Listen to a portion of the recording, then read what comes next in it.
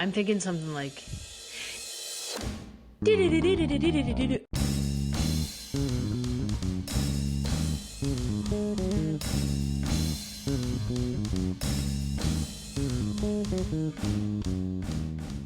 That is the coffee shop that I brought. I was like, I have a top in the car to sell. And they were like, okay. She tried to sell some Go clothes. grab it. And I was like, I don't want to do it anymore, but I've already committed. So I go to the car and it's a Shein top. And the Shein tag is so big. Like, it could have just been a crop top that said Shein, pretty much. And I was like, this is it. And the girl goes, and looks at her boss, and the boss says, I don't think that'll sell. And I went to Alex, and I was like, can you believe that? Like, and he was like, well, you didn't want it either. I'm like, okay, yeah, fair. I took them a buttload of stuff, and they only wanted like a handful. I'm like, y'all could have sold more than that. My heart is racing. Oh, why? Yeah, because it's like very vulnerable. You felt rejected. Yes. I'm sorry. It's vulnerable to be like, you want this? And they're like, ew. No. But do you want to buy some of our stuff? Yeah. Just because it's on a pretty rack. I'm sure if it was like laying on the floor, I wouldn't. If it was, yeah. It's just like a fancy Goodwill. It is. Yes. Today was so fun. It was. Every single time I say this, but like we changed the time, and so it's like dead stop traffic on the way over here. And I was like, oh God, this is a hard day. But then this just calmed me down. Good. If I had an Aura ring on, it would be chill as fuck. Okay. It does. It chills out when I'm doing stuff like this. Yeah, I love it. Yeah. Tell us about the guest. Oh, we're trading roles. The guest was one of my dear friends, Leah Lennox. She's a therapist, and so it was fun to have another therapist. How'd that feel? 2 therapists, because it's normally 2 comedians. It was great. It's in the back of my head, I'll be like, oh, where's my role going to be? But then every time the times that we have done that, where it's been a practitioner, I just find myself asking a million questions. Well, I know you ask wonderful questions and very curious. And I was like curious how it was going to go too, because I know a ton of her stories and just wanted to let her say what she wanted to say. And I knew you would be coming with the prompts, and I could just add to it as we went. So yeah. And I loved it. I truly did love it. And this is like one of my favorites. She has a perspective that I don't hear about a lot. And I think it's a good where for most therapists, but you don't hear them talking about where their personal story overlaps with the work they do. Yes. In a good way. Yeah. Versus, therapists can get triggered by stuff, and we all do, but like to see what she's really passionate about is rooted in her own story. And I love stories like that. Yeah. And the vulnerability of her to talk about it was really cool. Truly. It's a great episode. You're going to love it. Make sure you follow her practice, which she mentions at the end, but can you say it again? What's her? Is it Center for Connection and Wellness? Yep. Center for Connection and Wellness. I don't know if that's what the Instagram tag it is, but we'll put it in the notes. Okay, yeah. beautiful. Enjoy. Oh, wait. Amber's got shows. Don't leave yet. Amber, when you do your thing. When this will release like September. Okay, cool. So I need you to listen up. Go get tickets. Yes. Come for to the love shows. of God. What are you waiting on? Support. Your paycheck? Some people are like, I'm waiting to get paid. I'm like, don't wait to get paid. Go into debt. The money will come. Cards. Yeah. What do you think? This is America, dude. Go into debt for fun. September 24th, I'm going to be doing my headlining show that's monthly at Zany's. And September 24th is 2 days before my birthday. So if you don't come to that show, you hate me. September 29th. September 29th, I'm in Raleigh, North Carolina. October 10th, I'm in Milwaukee at the Improv. October 23rd is my headlining show at Zany's, Amber Stand Up Get Down. November 20th, Amber Stand Up Get Down at Zany's. December 18th is Amber Get Down, Stand Up Get Down. Just buy tickets to the show. December 18th, Amber Stand Up Get Down at Zany's. All tickets are at amberutcherycomedy.com. And I would love to see you there, right? Yeah. What? What?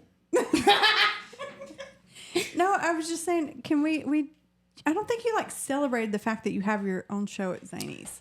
Like, that's huge. That is and very you just big. kind of nonchalantly, I have a show called blah, blah, blah. You should come. Here's the dates. And I'm like, you have a whole show with your own graphics named. You're right. Your name in it. You're right. That you host at Yeah. like one of the biggest comedy places That a around here. headline. Yes. Yeah, you're right. That's very cool. Yeah. That's very cool. Celebrate. Yeah. Thank you. Yeah. Yeah. And that's every month. Yeah. The last one sold out. August is almost sold out. I know. I wanted to go the last one, and I went to get tickets, and it was sold out. Sold and I was out, like, baby. I got to get there early. I got to get those tickets early. So get on it, y'all. Come on now. Thank you, Melanie. You're welcome. I love you. I love you too. You're an angel from God. Okay, enjoy the episode. Bye. Hi. Hello. Hi. We have 2 pups here now. I know. I know. What a blessing. They're best buds. Ugh, are they? Yeah. Yes. Oh my God, angels. Look, they're flanking you. Are you doing okay? My emotional support pups on either side. I think your camo's emotional support. I know. Oh, He little wants to be in the baby. podcast. Is Camo a therapy dog? Yeah, that's how they became friends. They went to dog school together. They really did. That's wild. They weren't fans of each other at first. And then they were friends after they graduated from They're therapy like, I dog guess our school. moms are best friends. We're going to Yeah. see each other. I guess we have to. Riley was Camo's First love. first and only friend for a very long time. Oh. He's not a fan of dogs. No. He likes humans. Okay. And so my dogs have been mainly his dog friends. Wow. Is Camo kind of like bougie? Oh, that's an understatement. Yeah. He thinks he's human. Oh. Yeah. He's very. He sits at the table. He thinks he runs the world. Oh, yeah. She said he thinks his job is to go to work for people to come give him massages all day. I swear. Oh. So this is cool because this doesn't happen a lot. Melanie's so excited. Another therapist on the podcast. Yes. Yes. That's exciting. But you primarily work with kids, right? Yeah. Yeah, I'll do little ones, middle school, high school, and then I have some college kids, but Oh, wow. mainly littles. And that's what you like planned? No, Yeah. no, I did not plan that. Okay. How'd you get there? Because I feel like that's harder. I don't know. Well, no, adults, you're like set in your ways. No, let me be real. Please be It is real. harder Yeah. It is. because I got to deal with the parents too. Oh, no. Yeah. Yeah, no, I didn't think of but that. no, I work with some great parents, so not hate non-parents, but sometimes it just adds another layer when you go as an adult. Like they're choosing to go to therapy. Sometimes Yes. kids are kind of being made to go. Wow. And you have to like crack that shell. Yeah, but those are my favorite. Really? ones, though. Yeah. Why? I don't know, because it's fun to crack that shell. Mm-hmm. It feels like a challenge. I'm like, I'm gonna get you to talk. And she's So I good at would it. love- The FBI. Yeah, I love like the cranky teenagers. Those Oh are my my- favorite. No one has ever said that. No one's ever said that sentence ever. Not even parents. Yeah, because once you crack that shell, they're just like, I don't know, they're so sweet and yeah, Really It just- open yeah, to you, I bet. Yeah, it's just a coping skill. So I love to be like, let me crack that shell. Mm-hmm. Yeah. Do they surprise you when they say things? Oh, After they're- Some yeah. of them are such like old souls. Yeah. Mm. That's what I see a lot. Like really, I work with a lot of like gifted kids. I don't even know how that happened, but I think because a lot of them end up in therapy, they're really like intellectually smart, but I always say like a lot of times it takes a bit for their emotional intelligence to catch up. So they usually find themselves in therapy just because they're struggling with peers or emotional regulation. And they're just so like wise. So I work with like a lot of sensitive, I would say like old soul type of kids. Okay, wow. So I know that's not like the correct term in DSM, but it's my term. I love it. Yeah. That's really cool that you're around teenagers. Like, teenagers scare me. Yeah. No, I They don't love scare them. you? No, no. Wow. Yeah. I like them. How do you feel about teenagers? I worked with, that was a specialty of mine. When I first started, I liked working with couples and teens, and I don't Whoa. work with either anymore. They're fun. I liked them better than working with couples. But the more I just niched down and specialized in stuff, trauma became the thing and it is a different way you work with trauma with kids versus adults. And I just found it easier, and I liked it better working with adult versions of what she's working with. So, but you didn't want to start. What were you gonna say? I would say it is, in the sense, like working with kids and teens, you kind of have to change your expectations. Like, because a lot of times they're not ready to do the trauma work. Yeah. Sometimes they're still in their family of origin and doesn't feel safe enough to do the work. So sometimes you are doing trauma work, but it like ebbs and flows. Like, I know way too much about random music, and then they'll like, go deep into their trauma and then pop back up and like talk about, annoying middle school, high school stuff. Yeah. So I think just learning to like change your expectations. And be patient. Yeah, and be patient. But I had an old supervisor tell me this. It always sticks with me, especially working with like little kids too, is like they might not remember your name when they're older, but you'll be their first like introduction to therapy, and they'll remember that, and they'll be more likely to get help when they're older and like ready to do the trauma work. Because sometimes you don't know what's going to happen, or they might stop coming, or like, I don't know, sometimes you don't get that feedback as much as you working with adults. So you just kind of have to trust the process of they'll come back, go, when they're ready to do the work. So I love that. I like being able to lay that foundation, because I always tell parents, even if it's like you're sending them to school to learn math and science, a lot of times when they go when they're younger, you're sending them to learn about like emotions and how to express them in a safe way. So really, like with kids, you're doing a lot of foundation work, whether, if they're coming with trauma or not. You're just doing the basics. What a great therapist to send their kids to, dude. You are. Yeah. I had a terrible therapist when I was 16. He told me about his wife. He was just like, yeah, we're going through a divorce. I'm like, that sucks, bro. It's sad though, but I have a lot of stories like that where kids were like, they've gone to someone before, or they were just like, they told my parents everything. I'm just no. Oh gosh. That is a trauma thing we work on with adults. Yeah. Those kinds of experiences. How do you said that adults are the problem a lot of the time. Not always. You said adults are doo-doo. Run the tape back. How do you like manage that? Is it like a new therapy session where you have to kind of navigate, or are you just like a boundary of like, hey, this is how I like to run things? I kind of just, explain to the parents how confidentiality works. Because a lot of times, like you guys laugh, but a lot of times they don't know, because especially in that generation, they really didn't go to therapy. And a lot of times the parents that want to know a lot, they're just like anxious. So I think, really they just want to be included in the process, because, they're sending their kids, like the person that they love like more than anything in the world, to like some person to go talk to like behind closed doors. So it really is like building that trust with them, and just I think they want to be included in the process. So I just do it on the front end of like, this is what I can share, this is what I can't, and they really respect that once it's explained. And I feel like once they trust me and trust the process, they're fine. So I know I'm hating on parents, but they really are great. Aww, yeah. I feel like my practice, we have really good people that we work with. Nice. So. You said that you didn't intend to work with kids. How did you get there? Is it something like a personal thing that led you there? Yeah, it's so funny. I wanted to be in the fashion industry. What? Which is hysterical, because I do not like fashion at all. She's more like the fashionista. But yeah, in college I was working at the Coach store in the mall, and I wanted to work for corporate. And then so after I'm originally from New York, so then after college I moved back to New York to work in Manhattan, and I got a job working for an Notori, like, you know, the old lady bras and underwear. Do you know Notori? No. Oh my gosh, they sell at Nordstrom. Well, it's a nice brand, people.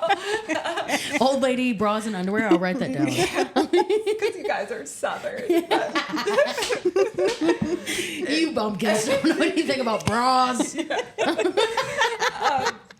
But yeah, so I was working at Notori doing like merchandising, and I always say, have you ever watched The Devil Wears Prada? Yes. Okay, so that movie is real. Except, Oh no. yeah, except no one, like the lower level, no one makes that much money, so no one dresses as nice as they dress in the movie. But I'm not kidding you, that movie is pretty accurate. So I was just Like the Miranda part of it. yeah, just like the cutthroat, and yeah. And all these girls were like, "Oh, let's go to lunch for a salad." I'm like, "Let's go get a cheeseburger." Like, I'm not in the right place. And so, I wish I could say I had like one big moment of like, "Oh, you need to be a therapist." But I think it was just like through. I would always read like self-help books. I always tended to be the friend that everyone would talk to. Yeah, had to work on that codependency there. But yeah, and then I knew I wanted to move in the South, so I just Googled my grad school and it popped up. And so I was like, okay, I'll go to Tennessee. And then, yeah, my internship, I was working at Mercy Community Healthcare, and they had majority kids, and so that just kind of turned into my specialty. And I always say, I know this is so cheesy, but it's so true, like I feel like I get to be the therapist of like who I needed as a kid, but I never went to therapy as a kid. I knew nothing about play therapy, or I didn't even know you could go to therapy. I don't think that thought crossed my mind. Same for me. Yeah. Yeah. Like, I had no idea. She's looking at us like we're crazy. You're from a different generation. You guys are from the north. Yeah, I didn't. Yeah. Well, I didn't go to therapy until I was in grad school to be a therapist. Was when I first went to my own therapist, and it was because my marriage was falling apart. Well, so I'm assuming that in your case, Melanie, was like Southern people are like, meow, meow, you know? Sure. What does that mean? You know, where they're just, you know. It just wasn't a thing you talked about. Right. And or it was like, take you to your pastor. That's like what I'm one that's time meow, meow. they took me Yeah. to my pastor when I was in like high school. Okay. And it was because my older sister did something and our like whole family was like, you know, Affected. having to deal with it. And so we went to a old white pastor. Right. So like just a couple of times and that was it. It was never an option. Do you need therapy? Yeah. And Why I didn't not? know of any therapists either. Our school counselors helped you Pick apply to classes. colleges. Right. I didn't know it was a thing like actual therapy. What about your family? Yeah. My sister went in high school for something she was dealing with, but I don't even know. I think I had an aunt that was like, oh, Leah probably should go talk to somebody. And I think my parents were like, yeah, she's fine. I think I could have been the kid that got missed because I didn't have like behavior issues. And a lot of times girls do get missed. That's why I love working. I see a lot of boys, but they tend to get intervention over girls because they're the ones like throwing chairs in the classroom or have a more explosive behavior. And I always say, like, you almost would rather have a kid that is doing those kind of behaviors because they get flagged more from teachers and stuff like that. So a lot of times girls get missed because we're such internal processors. So you get missed of like, oh, that kid's so good. Like, they're the good girl. Or, so yeah, I think I probably fell in those lines of like, oh, Leah's fine. Yeah. Yeah. When you say that you get to be the therapist that you needed as a kid, what is that? Oh boy. Okay. Where should I start with my story? That was a loaded one. Mm-hmm. And also, tell me about your dad. No, I'm just kidding. It's hard for me to think. I knew this was going to issue. I know her whole story. So I was like, Amber's just going to ask a bunch of curious My dad's in questions the mob. because I know all this. So I love seeing it like My this. dad's in the mob, but we can talk about that later. Wait, really? No. No. But he sounds like a New York mobster. Yeah, he sounds like a New York mobster. Well, love if he him. sounds like one. So everyone in the South think he's from the mob. It works well when I scare people off. But so my story. So I'm one of 5. I'm the oldest of 5. I have a twin brother. And I was born 3 months premature. I joke I was supposed to be born in February, but I love food, so I was like, I came out for Thanksgiving. But as a result of that, actually I just learned this recently, but as a result of that, I have a condition called cerebral palsy. And it's funny, I never knew this until like literally months ago, but part of it, I thought it was just from being premature. That's why I got it. Like I was underdeveloped, but I actually had a brain bleed that caused it. So that affects your motor cortex and your muscles and stuff like that. How did that happen? Yeah, just coming out too soon, I think, and like a traumatic birth. Yeah. Because you had a thing about breathing. Yeah. When you were born. Yeah. So I thought it was just, they don't really know exact. And then back in 1985, like, I don't think they did a lot of like SPECT scans of the brain. Or maybe they did and it wasn't clear. So even my parents are a little unclear. So I'm pretty sure it was a brain bleed. And obviously we know it's cerebral palsy and it affects the motor cortex. But it thankfully, like, it's not degenerative. Like, it won't get any worse. Actually, It's gotten better through the years. But thankfully, being born in New York was really helpful because I had like the best doctors ever. I went for a hospital for special surgery, which is like world renowned. My orthopedic surgeon, like when he had passed away, his obituary was in the New York Times, which is like, you have to be a big deal to. So I was very thankful. I got really good medical care. I've been doing physical therapy since like 0, since I was like little. So my parents were really good about like the medical care, and I'm very thankful for that, for the finances for that, and just being born where I was born. Yes. But I think where they struggled, and where I see this a lot, because I tend to work with a lot of disabled kids now, is there's so much going on, and parents are in survival mode, and there's so many doctor's appointments and therapy appointments that sometimes the emotional piece gets missed. And just like the ability to like process that emotionally, I didn't get to do that until I was like older. And I always didn't even know I needed to do that until I was getting triggered. Because I was one of those people that are like, trauma? Well, I don't have trauma. Like, my childhood was great. And it was good. But, like, that doesn't mean you don't have trauma.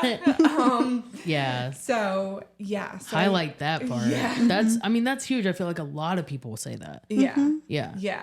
Actually, we just got a kiddo the other day. And she was coming in our front door of our office. Oh, so people don't know that we share office space together. Yeah. Probably not. Yeah. But they saw your sign, Trauma Therapy of Nashville, and the little girl was like, I don't need to go in there. I don't have trauma. Oh. She's gripping the walls. Yeah.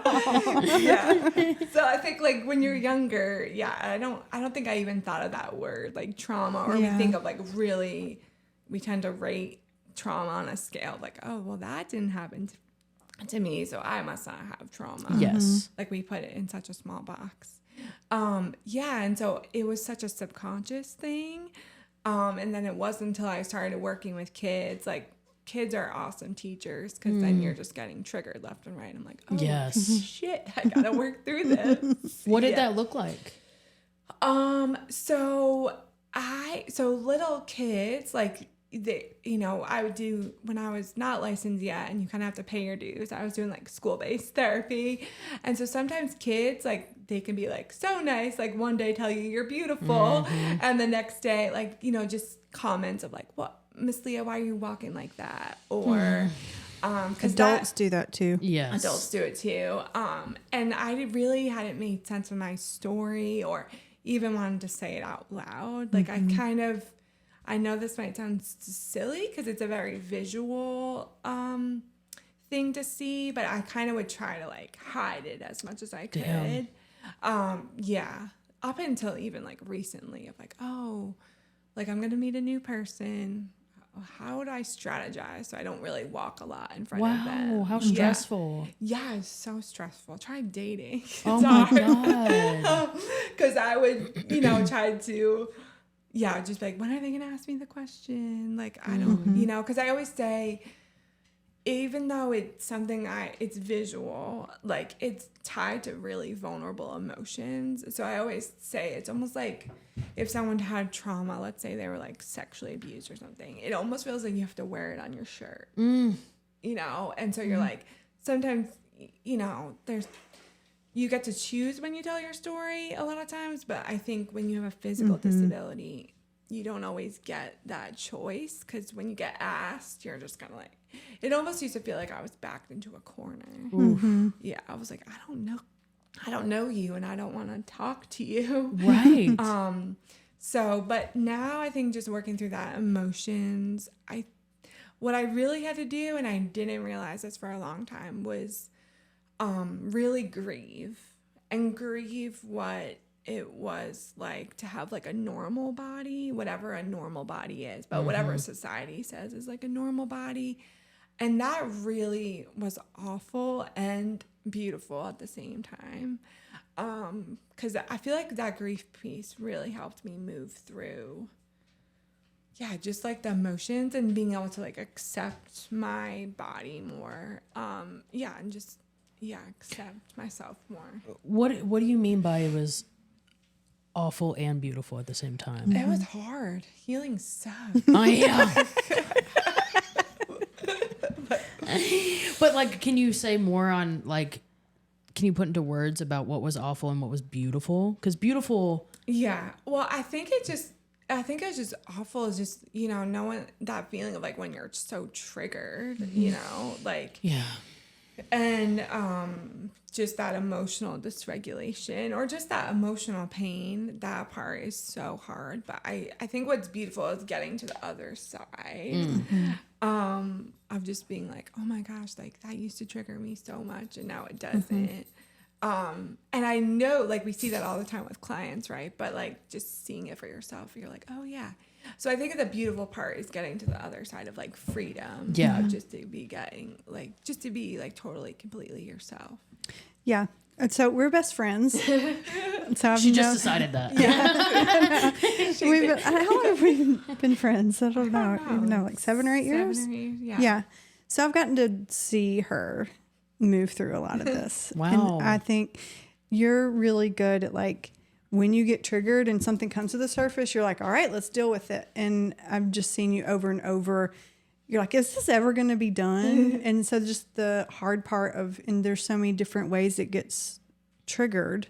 But I've just seen you struggle with that. But then to be on the other side, I've just seen the way you like, just give yourself permission to be you and not like let go of like how other people are judging you. And it's like seeing somebody just blossom and come into themselves. And it's that, to me, that's like the real beautiful part. And she gives herself that like, yeah, I'm working through my stuff. Like gives herself credit for it, Well, I think I have more fun with it now because I think my coping skill was, and I'm interested to see if like other people with a physical disability feel this way, but I think it was like early on and it was like subconscious too, where I was like, okay, I'm not physically perfect. Like that's over. Since day one, like that's not going to happen. So then I was like, okay, my coping skill was then I was like, okay, but I can be emotionally perfect. Damn. And emotionally perfect meant shut down and then pretend you're never upset. Like keep it together. People pleasing,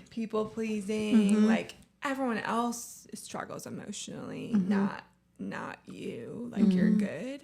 But I feel like those lies happen so early that it's like a reflex. Like I didn't even know I was shutting down. Yeah. Like and not feeling my feelings. And then I think when I really started to get honest with my emotions about it, that's what brought me to like healing. And I think I was like running from it for a long time, but not in like the obvious way we see people run for things. It was very like subtle. Almost like it was so good I tricked myself. Whoa. Well, you're saying that happened recently, which is like surprising because how long have you been a therapist? I don't know. We're not automatically healed once we graduate from being a therapist. For the most of time. No, I wouldn't That's say kind like, of a thing But people being say. in therapy all day. yeah, but I get to You get to have focus on other you people's talk. problems. Yeah, that's true. Yeah, Not your own. not your own. But don't you feel like sometimes a kid may say something and you'd be like, "Ugh," Yeah, all the time. Yeah, but it's easy to like let it go and just and stay focus. focused. Yeah. Yeah, I don't want to say like this just I would say like it's been layers. Okay. But I feel like more freedom recently. But the whole process has been I feel like when you hurt your knee, that like Yeah. really pushed you into like doing some of that, like facing some of the stuff that you didn't realize was still there. Like it just Yeah. kind of, from my perspective, it feels like it like pushed you really far, like ahead of like through some of those things. yeah. I think it helped show me like all the work I had done. Mm-hmm. That was like a good reminder. Yeah, I don't know. I wish I could say it was like this one event, but How does the freedom look now? Like, have you gone on dates and it been different? oh yeah. I think I went on one recently. It wasn't a match, but I was more happy that like because normally when I go on, that's probably has always been my biggest struggle. Totally. A lot yeah, of just- vulnerability. Yeah. Yeah. Yeah, in a romantic setting. Oh my gosh. I used to so I went from I'll tell you a story of I think Melanie already knows the story. I don't know what story you don't know, but I was like 20, I think, at the time, and I had met someone on the train. But I met him when we were like sitting down and we were talking. It's been so long ago, so I don't even remember what we were saying. But anyway, we swapped numbers, but my stop on the train was first. Mm-hmm. So I got off the train. And then in my head the whole time I was like, oh, well, I'm not going to meet him. Like he just saw me walk. Like that's it. You're never going to hear from him again. Well, it turns out I didn't even make this connection until recently, but the next day he did text me, or maybe he called me. I don't even remember. But I know he did contact me, and I was paralyzed by fear. I never called him back. And my friend was like, Leah just called them back, like tried to coach me. And I never made the connection of like, he saw you walk and called you. But like that tape was so deep and so loud in my brain that I just was like, I don't have, like, yeah, this person. Like, telling someone about my disability at that time felt like I'd rather just die. Man. Like, that's how bad it was. And that's how you were thinking the whole time growing up? Well, it doesn't really impact me in, like, friendships. But, yeah, very early on, like, I was, especially, like, middle school, high school, when people start to date and stuff, that's when it really ramped up.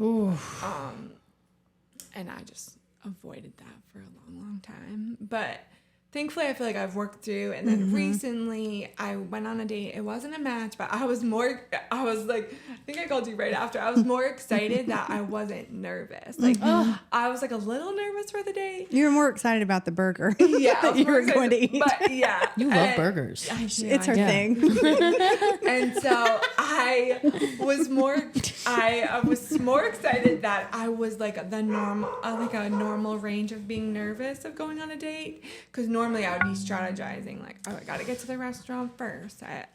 When are they gonna ask me out? Ooh, if this comes up on the first date, like, and I just got there and I wasn't thinking those thoughts, and I was like, oh my gosh, this is what it feels like to date like a normal person. I was like, oh, okay, this is not so it felt so good to not be in that fight, flight, or freeze response, Amazing. which I was for so many years. Yeah. I'm so excited to hear it. Yeah. Like, yeah. I was like, I didn't like the guy, but I was so happy. And I was able to focus on just that. Yeah. This guy sucks. Yeah. So yeah, because I was like, okay, Leah, you're just going to get a burger. Like, that's all you're doing. Like, calm down. And so, yeah, so it felt good to be, because normally when I would go on a date, I would have to like tell everyone I was going. I would like need so many people to regulate me, which is fine. They did that willingly, but that's what I mean about freedom. I was like, oh, I could just go and have that experience. That's and huge. And not be frozen. So that was huge. How was the burger? It's good. Yeah. Where was it? Jack Brown's. I It's love my Jack favorite. Brown's. By the Top. office. By the office. Yeah, so good. So much. You know where else is a good burger? Where? In Nashville? Al's. Big Al's. Have you been there? No. But I need to go. Please go. Where is it's it? seasoned so well. It's in I think it's in East Nashville, maybe. Huh. I think so. But it's like this small little place. Al works the kitchen.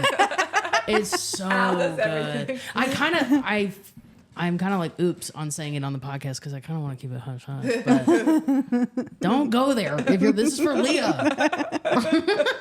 You know the Tower sandwich place we like? Yeah. I took her there like last week to get, and they had burgers, and called she a got a deli. burger.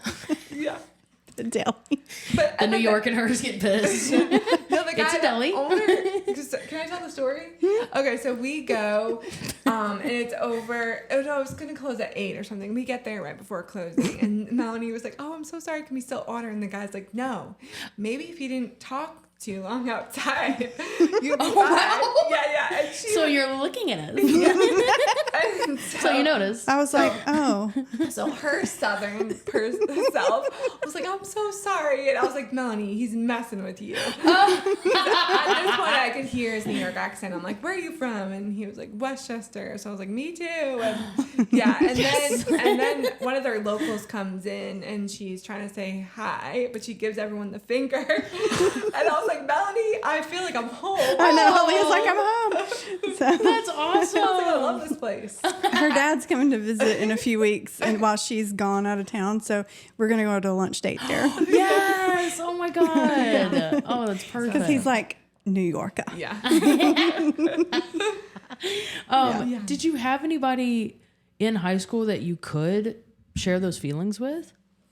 Yeah, I feel like I had a teacher that I was really close with, but still it wasn't even about like having a safe person or not. Like I didn't even want to say any of those words out loud. Damn. Yeah. So how did you process it at all? Like, I didn't. I processed it by helping. I realize now, like, so much of my anxiety and so much of my emotion, I regulated myself by regulating other people. That was like my. So when Wow. everyone's like, "Oh, you're a good therapist," I'm like, "I've been training I was about since to day say, one." most That's therapy, therapists yeah. that can do that well, like a it's because fast we track. had to learn that at a young age. wow. It's like a coping skill turned into a life skill, work skill. Kind of like comedians, but like, Yes. Yeah. Totally. No, totally. Yeah. Has like healing recently changed your therapy? Well, I know they always say you can only go as far as you've gone. Like, Yourself. you can only bring a client as far as you've gone yourself. Has it changed? That's such a good question. I think it's hard to see because I'm always been into like self-growth, and so I think I'm always kind of changing and learning. I think I'm able to hold space more because there's a doctor that she works with Vandy, and she'll send me a lot of kids that are have disabilities, and so I find myself I have an easier time to like hold space, and I can separate my story because even though we might have the same condition, have the same label, like that doesn't mean we have the same story. So I think I'm better at like not getting as triggered. Like I Nice. can separate myself more from that. But yeah. Do you see a lot of them feeling the same way of like they don't really want to talk about it? Yeah, or similar themes, or I get a lot of that, like it could be worse. Like sometimes I think it's almost like that guilt of like sitting with like, no, it could be worse, but it still sucks, and that's okay, and you're allowed to like grieve that. Because I really do think people with disabilities are like the most resilient people. But I think sometimes they get that message of like, oh, you're so strong, like you're such an inspiration. I'm like, screw you. Like sometimes you don't want to be an inspiration. Right. You're just trying to live life like an able-bodied person. So I think sometimes you get that. But yeah, definitely a lot of the same themes, which is cool because I like to be able to be like, oh, it's cool to see their their trauma processing happening much younger. Yeah. And now they'll probably have to process it at each developmental stage as they get older, but they've done the work, so I feel like it doesn't build up as much. Nice. So, but I think we're just getting more accepting of like therapy for kids anyway. Yeah. It takes a while for like it starts with adults and then it trickles down. Yeah. It's interesting. My sister just adopted 3 foster kids. Oh, okay. And they went through it. And some people were like, for the younger ones, they were like, oh, they're too young for therapy. And I'm like, No. I don't think that's Get a true. new therapist. Well, it was like, I think someone in DCS was like, they're too young. no. We're not going to pay for that. And then they came back and they were like, actually, I think they may need it. Yeah. I'm like, yeah. Oh, that's also my jam is foster care and stuff. Really? Yeah, so I can give you a bunch of resources and Really? books. Yeah. Oh my God. My Yeah. sister would love that. Yeah. This one is a really good resource. She knows, she has a resource for everything. I keep trying to I've actually told her, I'm like, why don't you make a Nashville trip and just come like get them into trauma therapy in Nashville? And she's like, and her too. Yeah. But she's like, I think that would be terrible, us all crying on the way home. Yeah. She's like, I would need my space to Yeah. like process without the kids around. And I'm like, yeah, that makes sense. Yeah. Because raising kids is hard, and then raising kids with trauma is Bro. brutal. She I works can't with even. a lot of adopted kids as well. Yeah. And we foster work a kids. lot with like DCS and Really? stuff. Yeah. Was that a choice or you just kind of found your way there? Yeah, I just kind of found my way there. Just Because she's good. No, Yeah. I just learned, and then there's a whole amazing modality called trust-based relationship intervention that's geared just for foster care kids Really? and kids that were adopted. So once I learned that intervention, I was like, oh my goodness, it was like game on. But Is that like tips for the adoptive parent? yes, Whoa. and because their behavior is really confusing, and a lot of times they're like, why is this kid being an asshole? But they're not being an asshole. They're just like in survival mode. And so it's really to help the parents understand like the need behind the behavior. But yeah, that could be a whole nother podcast. Oh my on that, God. but I'll share the book with you. That would be great. Yeah, because my sister's very like a strong person, but that's It's kind of what she hard. rides on, you know, Yeah. like we'll just power through. And I'm like, Yeah. you know. Yeah. And I think these kiddos, they just their behavior needs to be corrected in a different way. Like Yeah. it doesn't work like it doesn't work how we grew up. Suck it up. Yeah. Right. Yeah. Exactly. Yeah. They came Yeah. from a whole different, like their Yeah. parents still try to talk to them. So they're kind of like in 2 different places right now. Yeah. Where they're like, you're not my mom, Yeah. but you're taking care of me. It's like, Yeah. I can't imagine. Yeah. And one girl's 13, 14. Yeah. Cannot imagine. And I think a lot of times too, like the church or like they're just like, oh, we're called to adopt, and I think they don't provide the support and resources. Like it's way harder than people realize. Oh, yeah. I would appreciate. Yeah. Yeah. Did you have new conversations with your family after like recently been healing? Yeah. I think like slowly over time, I can be more like open about it. I think at first my parents would get like defensive, like they felt bad. Yeah. And then I had to work through that grief and feeling like anger of like, well, I could have just went to therapy, but then I had to realize like they were scared too. Like nothing was explained to them either. And they just did the best they could, but it took me a bit to get there because I went through the phase of like, you jerks, like, but yeah, I'm much more open about like my process and like my progress and stuff. So. Yeah. It's got to be hard too as the oldest to like, I don't know. I'm just assuming I'm the youngest, but I feel like the oldest sometimes feels like they are like a second parent or have to hold it all together for everybody. Yeah, I definitely did. I was definitely like a mini mom with my siblings. Yeah. Are y'all close?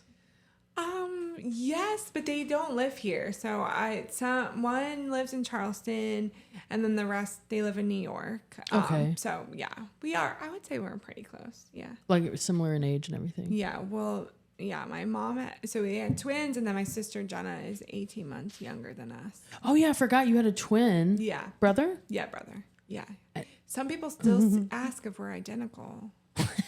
Even after I say he's a boy. I'm like, Again? Ow. But so you got cerebral palsy from how you were born, right? Yeah. But it didn't affect him at all. He doesn't have anything. Just by chance? I don't know. Whoa. Yeah, he doesn't. Honestly, though, I know people don't believe me when I say this sometimes, but I'm so thankful that it was me that have it and not him. Because I think it's harder.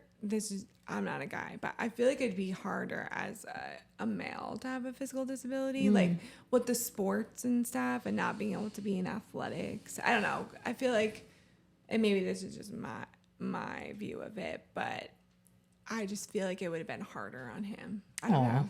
Yeah. That's sweet. Yeah. But I don't know. I don't feel like sorry. I don't know if my brother will listen to this, but I just feel like I could handle it. And I don't know if he could have. Fair. Yeah. But yeah. So you've been a therapist for how long, you said? When did I graduate? I graduated in 2013. So yeah, since 2013. I'm like, math. I can't do math forever, but literally I started when I was like 8. I was a street therapist. When I just got credentialed. So people used to come to you a lot. Yeah. But Why do you think that is? Well, just like you're the one that probably was always the funny one in your friend group.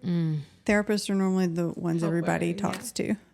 Can talk to about the serious stuff. And it was like genuine. I genuinely wanted to help, but it was like a twofer of like, oh, this also keeps me from thinking about my stuff. Oh, yeah. Yeah. Do you think that you found your calling with therapy? Oh, yeah. I always say like my job found me. Yeah. I know that sounds so cheesy, but it's true. Yeah. Yeah. Yeah. I'm so, because every job, like, we joke all the time. I'm like, oh, I just want to be on vacation, or I'm like, how do I find a work from home job that's like 6 figures? How do I do that? But I'm so lucky, like, to go to work every day and like love what I do. That's freaking dope. Yeah. I feel like I realize that more than ever. Like that is that's rare. It is. Yeah. I feel like that's a blessing that we get to on this podcast. We've talked to a lot of people that is their situation. Yeah. That they're doing what they love. Yeah. But yeah, for most people, it's like, please you spend God. a lot of time at work. What? You spend a lot of time at work. Yeah. And I have worked jobs that I dreaded going to every day. And when you have your own personal stuff going on, it makes it even harder for you to, like, there's no part of your day that you look forward to. And it, it's like work sucks. And when I get home, I'm by myself and my life sucks, and why this is a hard job to have if you're going through your own personal stuff, because you have to check it at the door, but it's also just it's something you love doing, that you get a reprieve from your own stuff. That's amazing. And it does feel like, what did I do to deserve to get to do this every day? Yeah. Yeah, especially when they're like sharing, like, or if they say like, oh, I've never told anyone this. Like, what an honor. Yeah, that's like one of my favorite things. It does feel like a very special part of the job. That when somebody trusts you to do that. Yeah, and like watching them have their aha moments and have them move towards freedom. I'm like, I can't believe I actually get to get paid for this. Yeah. It feels like, at first, I remember we've said this before, like, it feels bad to get paid for some of this. It's like, I know it's, we earn our we do work, but it does feel like, it feels like such a natural thing. Yeah. A natural part of yourself. Yeah. Doing that, Do you ever feel like that being a comedian? Like, I get paid to do this? Like, because it's like such a natural part of you. Yes. It's, I'm like, wow. And then they're like, here's hundreds some of money. dollars. I'm like, oh, okay, yeah. Yeah, 100%. Yeah. Very grateful. And I mean, it's cool to do what you feel inside your soul. Yeah. Yeah. It's the shit. It is. But it's so rare that people get to do that. I think they're actually doing what they enjoy doing. Yes. Well, I think a big part of that, and I know like privilege is involved, but people aren't directed to do that. They're directed for security instead of like knowing that you will be secure if you if you look for it. They're like, security is in a corporate job. But I have a million friends who lose their corporate job all the time. Yeah. And then they're like, well, they just dumped me. I've been there for 12 years. And I'm like, yeah, there's no security is like all in the head, you know? Like, yeah. So I'm like, just go after what you want. Yeah. And there'll be some kind of security there. And that's why I think it's fun. You're like, ask like, is that right? Hello? Yes. I think that's why it's fun working with kids too, because you can help them like explore that like from a young age. Yeah. Because I think a lot of adults are just not in touch with themselves of like what they would even want to do. So true. So true. One of my favorite crowd work questions I've been loving is like, I'll ask what someone does. And then I'll be like, was that your dream? And it never was. Like, no one's like, yeah, I always wanted to be a tax guy, you know? But they'll like sit back and think of like, oh, I actually wanted to be, some guy the other night said Tom Cruise. And I was like, well, there's probably no security in being someone else. But that's cool. Like, that he tapped into like, I wanted to be a fighter pilot. You know, I'm like, oh, man. Do you like doing the crowd work thing? Whenever I see your reels on Instagram, I get nervous for you because I'm like, oh my gosh, like she doesn't know what they're gonna say. Like, there's nothing scripted. I do love it. I used to be very scared of it. Yeah, like terrified. I'd be like, "What do you do?" And they're like, "A nurse." I'm like, "Cool," and then I just move on. You know, like, that's awesome. What made you push into it? Because I think you're so good at it. Yeah. Thank you. Yeah. Well, I think I said this on a previous episode, but I would watch this guy in Chicago who was so good at it, and he would have such fun moments. Like every time he got on stage, I was like, something fun is going to happen, you know, like in the moment. And I wanted that. I'm like, oh, like my body was just like, I want to do that. And then that's when I talked to him and he was like, well, you just have to be bad at it. You have to do it. Yeah. You can't just like, you're not going to do it if you don't do it. Yeah. Are you doing it now with like out even thinking? Because like I think we've been doing it so long with our work where like I know what question to ask the next. You know, I know. Like I don't even think about it. Like, oh, I love that. Do you think of like when you're doing crowd work? Like I don't know. It feels like sometimes I'll be telling a joke and it feels like comedy little aliens or gods take over my brain and they're like, ask that woman something. They're like, ask that woman this. And I'll just have to stop the joke and be like, I'm sorry. Like it feels like something is just like telling me to do it. That's what it feels like in therapy too. Really? Yeah. Yeah. Sometimes I'm like, I don't even know where the hell I got that from. But it's like, ask it, say this. And you're like, okay. Oh, that gives me a chill. Because I really think that's something higher or, you know, tapped in or, you know, tuned in, tapped on or whatever the hell they say. You know what I'm talking about? Yeah. Turned on. Tuned in. Tuned in. Yeah. Turned on. I don't know. It's being turned on, I think. Yeah.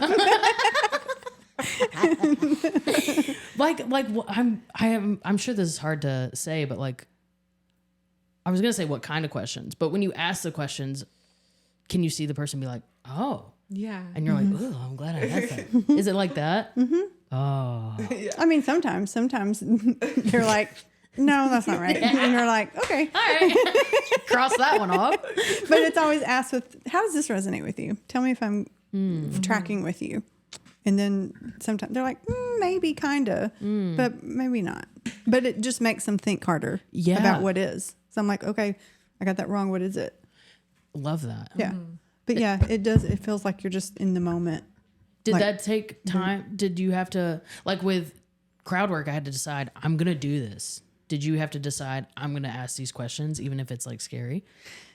No, I'll answer for me. Like you're learning to be a therapist. And it's like, I used to have a certain day of the week where I sat and looked at all of my upcoming weekly sessions in the case and like what was going to, you know, what did I want to try to do in that session? And that's like when I was like first year. And to me, the more experience you have with it, you start to just trust the client's intuition and your own just to show up in the sessions and be in it. Love that. So for me, it feels like more of like just trusting the process. Like time. More than feeling like I had to do it right. Because that doesn't really exist. That is so and I want to hear your answer too. But I'm just like, when I first started comedy, I would write down my set a million times. Yeah. And I'd study it before I went on. And I'm like, I have to say this joke, then this joke, then this joke. And now it's more like I'll write my set and I'll be like, oh, I really want to say these. But once I get up there, whatever's coming is coming. That's what I always You say. know? Have an intention or a structure, and then you can flow from that. And so, I don't have to feel like I have to prepare anymore. I love that. Yeah. What about you? Now I forgot what the question was. How did you have to think? Do we have to think? Did you like choose to be like A moment you started, like, I'm going to do this. Well, listening to your intuition? I was laughing because I'm like, that just describes the difference of our personality. I'm not a planner. It stresses me out to plan.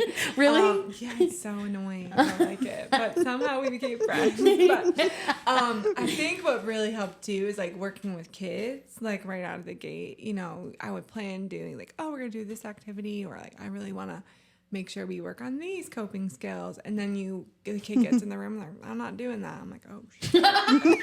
Okay. So now Not doing what? that. But I think that really helped. And now when I have interns, I always say, like, stop thinking. Like, don't think so much. And then just really sitting with, like, I think early on in a lot of therapists' career, like, we think we're, I don't know, it's our job to fix or heal. And then just really come to terms with, like, no, I'm here to hold space and like, help them be curious, but like, I'm not healing anyone. Like they're healing themselves. I'm just helping them find the tools to heal themselves. I think that's so and taking major. off that pressure.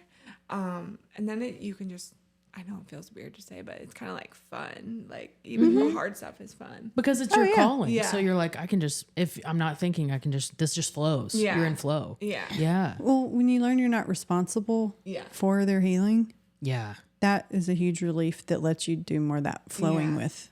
Yeah. Like it's your job just to help them connect into their own. Right. Yeah. I think that takes pressure off you guys, but that also definitely takes pressure off the client, because I've heard so many people, they don't want to go to therapy because they're like, they're going to try to fix me. But to hear that it's just like a person that wants to listen takes a lot of pressure of like, what if they can't fix me? What if I'm broken? What if I'm too much, or, Yeah.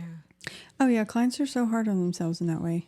The other day I had a session where I knew I was switching up modalities because I was trying to figure out how they processed. And so we were switching EMDR to brain spotting, like body work stuff. And at the end, I just said, because we were switching up doesn't mean that you were getting anything wrong.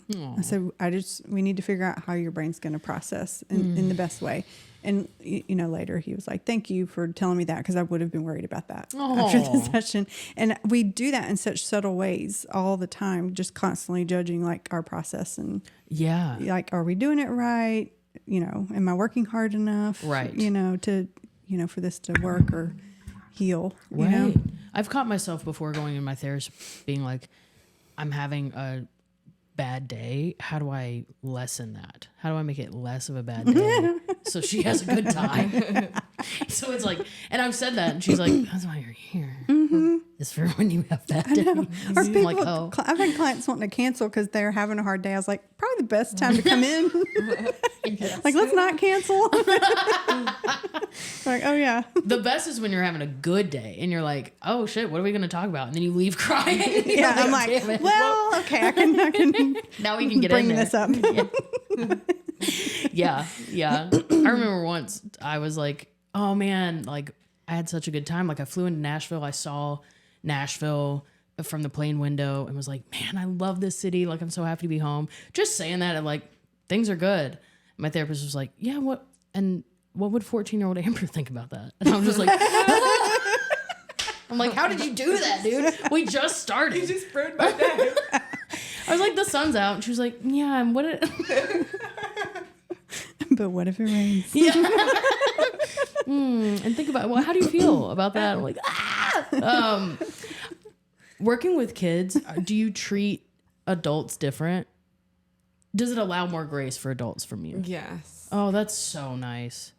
Because they're all like just little kids in grown-up bodies. Yeah. In trench coats. Yeah. 3 little kids. I think that's such a huge, I wish that everybody could tap into that. I mean, myself too, but like we'll see a baby and we'll give them so much grace. Like they're crying, they're fucking things up, blah, blah, blah. And we're like, oh, it's a baby. But one adult messes things up and we're just so mean to each other. Yeah. So that's nice that it allows you to give grace to other people. Yeah.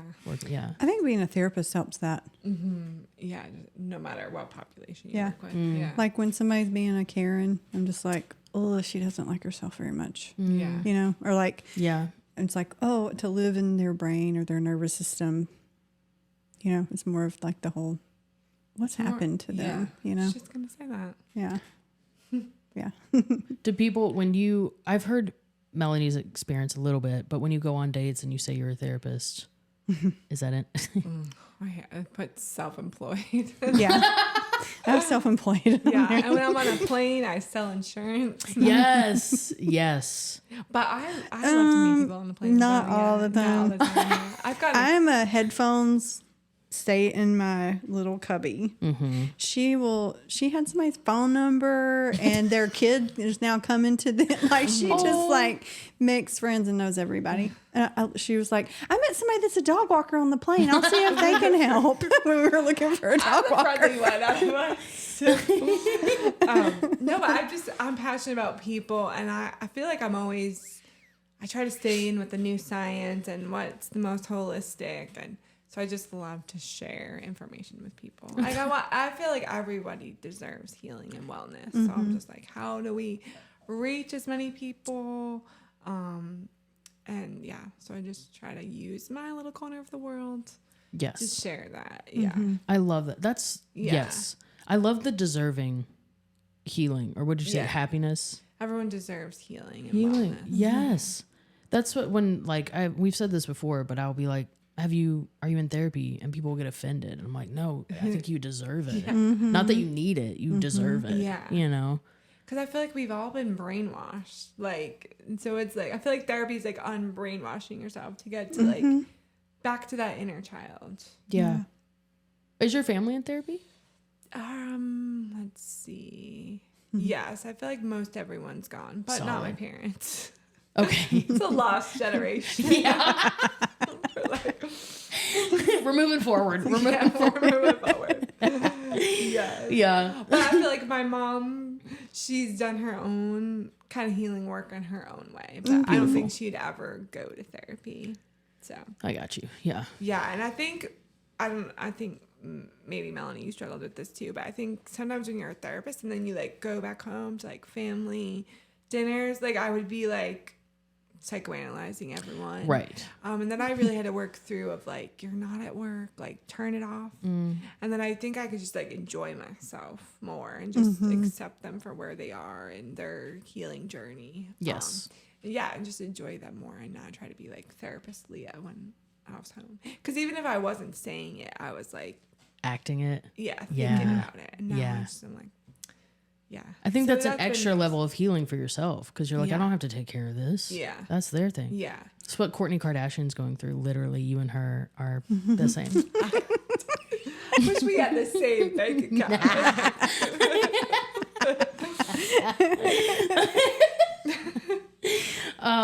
Okay, so we're wrapping up. Do you have any further questions? You always ask me that.